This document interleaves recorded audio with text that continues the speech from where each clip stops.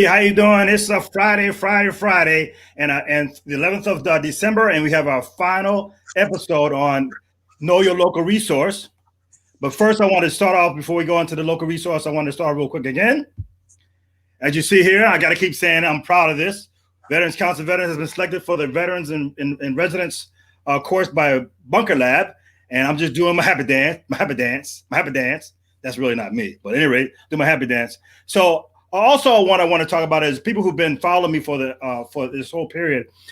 Veterans Council of Veterans decided with all this stress going on and with the upcoming holidays, and holidays by themselves are very stressful, that we decided to do a weekly broadcast on knowing your resources. So that way, when you get into that situation, you know who to contact. And if you see, I just want to go real quickly. If you've seen some of the things we already had so far, we first started with Camaraderie Foundation with Anna Tanzilla. We had the mayor of Tampa. Thank you, Mayor, for being on our show. Bay Area Liga with Jennifer Bloomfield, Veterans Homeless Advocates with the Batistas, as well as T-Man. We had Councilman Luis Vieta. We had a couple of nonprofits that are really provide services for veterans called Paint 22, and also Mission Continues from Tampa. Focus on the Family was last week, and finally today is Domestic Violence this spring. And one of the things about domestic violence, and everybody need to know, is that this is a kind of personal thing for me, because the reason why I got into mental health counseling was because my wife was a retired law enforcement officer in New Jersey, Plainfield, New Jersey. Shout out to Plainfield, woohoo! But she was law enforcement in Plainfield, New Jersey, and she was in charge of domestic violence. And so I just retired, didn't know what I wanted to do, typical military. What am I going to do now I'm grown up? And I said, well, let me tag on with her. I'll just tag on with her and see what she's doing. And I volunteered to talk some of the domestic violence responses. And because of that made me say, they gave me a decision, probably I'm more for God than anything else, that says, Tony, I want you to do this. And that's how I got into mental health. So I wanted to say that there's a personal connection when it comes to domestic violence that starts with me and as it continues on. The thing about domestic violence is kind of intuitive, because you think during a happy time with Thanksgiving and Christmas that you'd have a good time, but a lot of times there's a lot of stressors on both those events.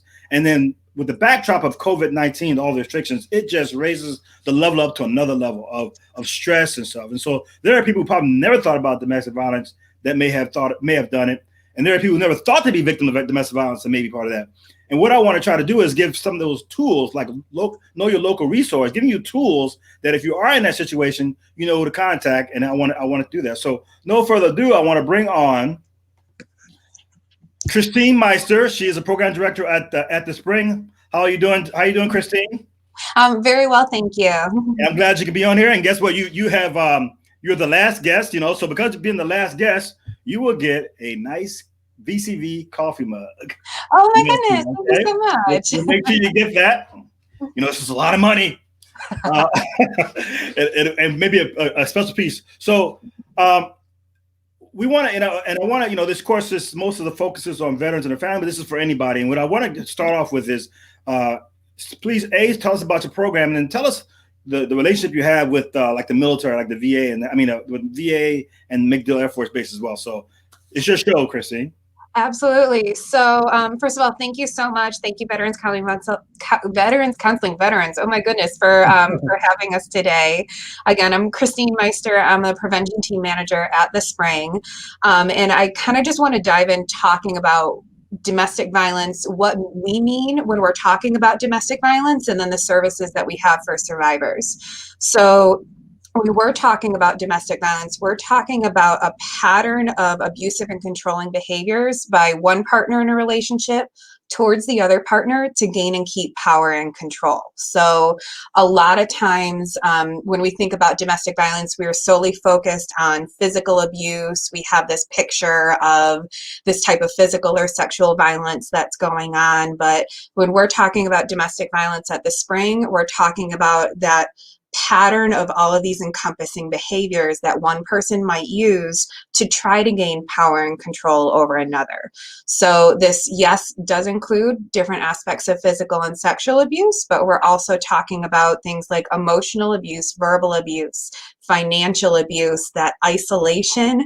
I think that we're all feeling a little bit during COVID, but even more so for survivors of domestic violence who have partners that will try to use that isolation to gain and maintain power and control over their partners. And so we know that this affects everyone, all genders, all ages, races, does it regardless of religion, how much money we make, whether we are veterans, active duty military, or civilians, right? It affects everyone.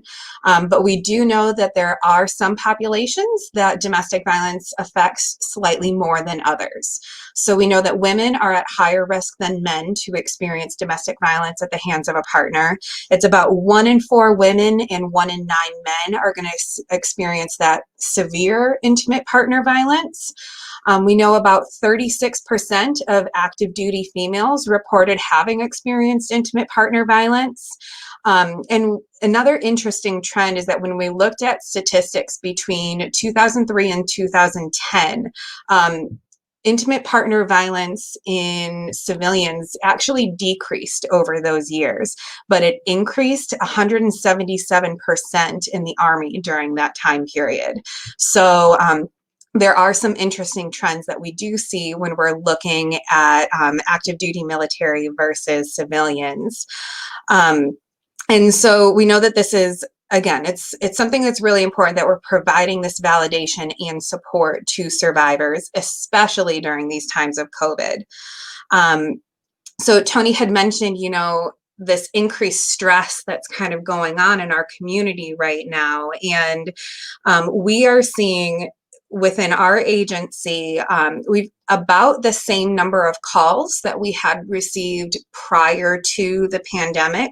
But what we are seeing is an increase in the amount of danger and in the amount of violence that survivors are experiencing. So this domestic violence, it's happening all the time anyways, but anytime there is incidents of increased stress, so talking about the pandemic, talking about financial stress, job losses, the holidays, travel, anything that happens as a greater society that's going to increase the amount of stress that somebody's experiencing, it could potentially also increase the amount of violence somebody is experiencing. And that's really what we're seeing right now when it comes to the survivors who are utilizing our services and the police calls and reports that are going out. Now, the services at the Spring, so I see Tony shared our website, it's thespring.org or www.thespring.org. We are the Certified Domestic Violence Center in Hillsborough County. So we run the county's 24-hour crisis hotline for survivors. That number is 813-24/7-SAFE. So 813-247-7233. That hotline is going to be the gateway to all of the services that the Spring provides. So that's going to be our emergency shelter. We have a 128-bed emergency shelter for any survivor, regardless of gender, ethnicity, identity, right? We serve all survivors.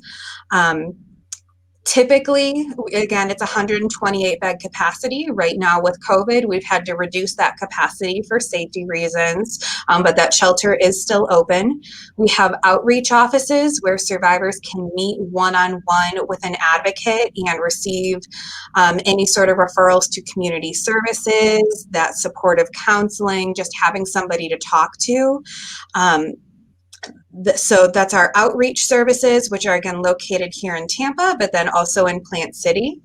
We have injunction attorneys. We have a team of attorneys who day in and day out help people apply for injunctions for protection, or sometimes they're called restraining orders or IFPs. But it's essentially that legal document that says that, one person cannot contact another. So we do have attorneys on staff who are available to help survivors apply for those programs. And then we also have another slew of other smaller programs to help support survivors in any way we can to help them stay safe. So we have our prevention team. We have advocates that work kind of as liaisons between us and the child welfare system. And then we have advocates who screen police reports for those high dangerous situations. We have our kids team advocates who work with the young ones in shelter, making making sure that they are safe and that they have all the resources that they need, a transitional housing program, and then I'm sure there's a few others too that I'm missing. But so we really do try to provide those wraparound services and support for survivors in any way that we can. Now, something, Tony, that I also wanted to mention was that because of our confidentiality rules, right, that we have for survivors, we do a lot of work back and forth with people who are utilizing victim services at MacDill and then also with the VA. And we do a lot of referrals and very good communication back and forth with those advocates as well. So I do want to mention that there are services, right, for veterans, for active duty military members, again, who are on base. But because of our confidentiality restrictions, we have much tighter confidentiality rules, right? That anything that a survivor discloses to us, we cannot tell anybody else unless it's something like mandated reporting, like child abuse or abuse of a vulnerable adult. But other than that, because of those confidentiality rules, we do find a lot of active duty people or people who live on base, they might prefer to come to speak with us because we can advocate sometimes in different ways than the advocates and counselors who are on base. But then there are things that those advocates who are on base can do that we can't. So there's some, that's why we kind of work very closely together, and we can do different things and support in different ways. Yeah, I can tell you, especially being, my dad was in the military, plus I was in the military for 20-something years, 24 years, that, sometimes indirectly, when you affect the sponsor, you end up affecting the family in the military, unlike the fan world.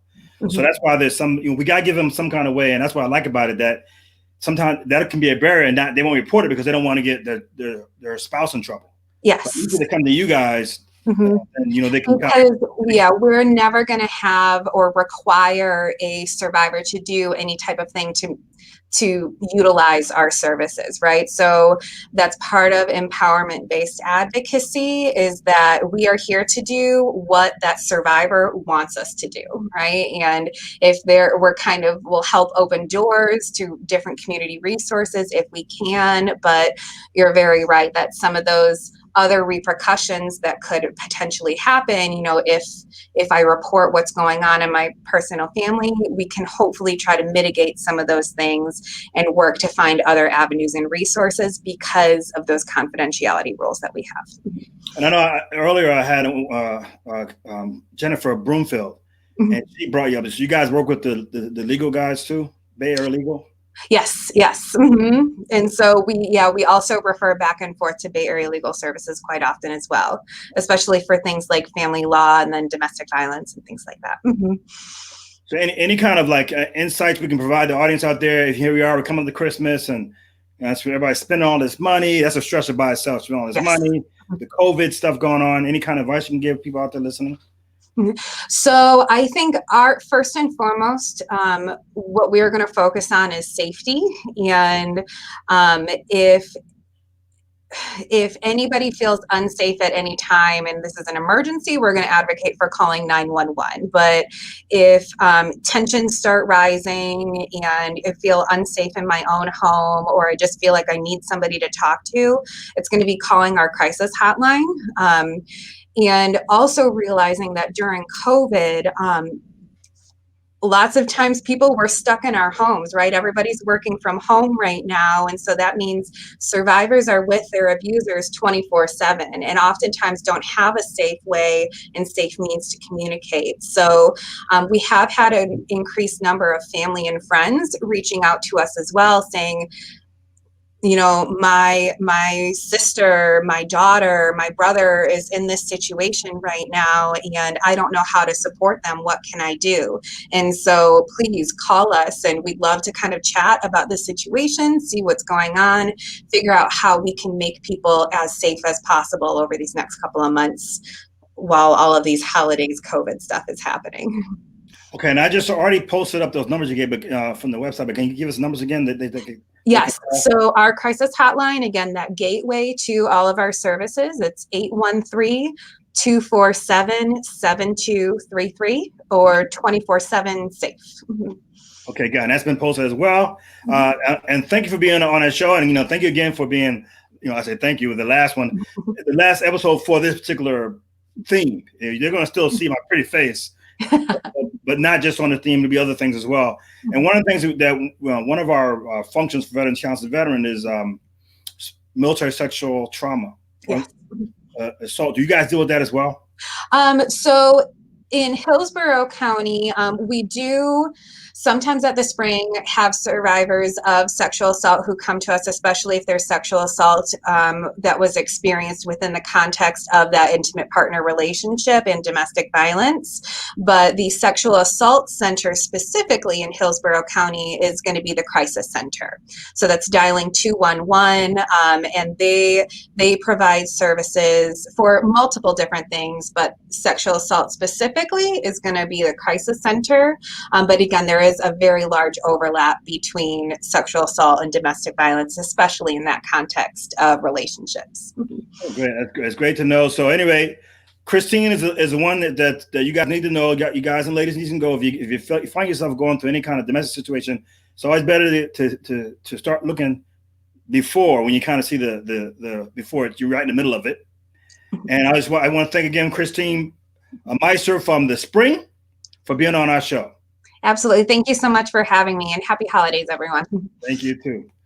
Okay, that's it, guys. That was the last episode for the local Know Your Local resource. I'm so glad we had this time together. But anyway, starting the next week, we'll be on different topics. You probably hear a little more about the Bunker Lab. Probably a couple guys on there from Bunker Lab. So I'm hoping you guys hope this was worth your while. Please let me know if you thought it was a good idea, a good segment, and we'll try to continue this on as well. So this is Tony Williams from Veterans Council Veterans. Know Your Local resource. Out.